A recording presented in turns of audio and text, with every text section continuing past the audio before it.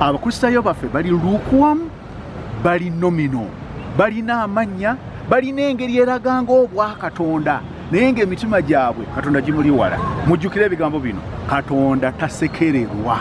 Ekintu omuntu kyonna kyasiga era ekyo kyalikungula. Abalamuzi baffe abatula mu kooti, tulina abalamuzi babiri mu kooti zaffe za Uganda, omukristaayo n'omusiraamu, nga bonna baana ba ddiini, baana ba Katonda, bassa mu Katonda ekitiibwa.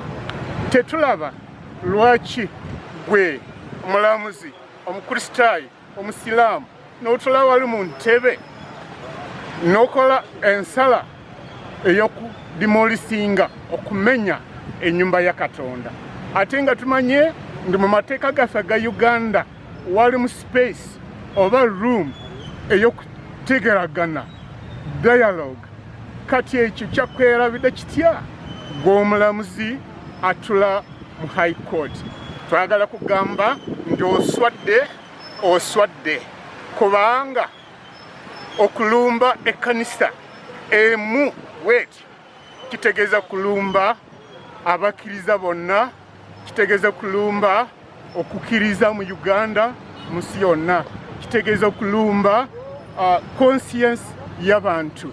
N'olwekyo ky'okoze kinene nnyo, naye okukirabira mu kizimbe wakoze ensobi. N'olwekyo tusaba abalamuzi mu nnaku ze mu maaso muteekewo enjawulo, bino ebifo ebikwata ku bantu bonna, temukola nsala ey'okubimenya, wabula mukole recommendation eya dialogue, kutesagana, kubanga ekyo kye kizimba eggwanga.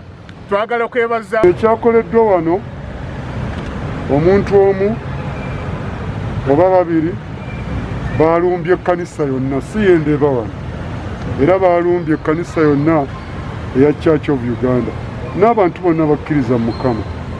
N'olwekyo kikola kino kibi nnyo, era tukivumirira.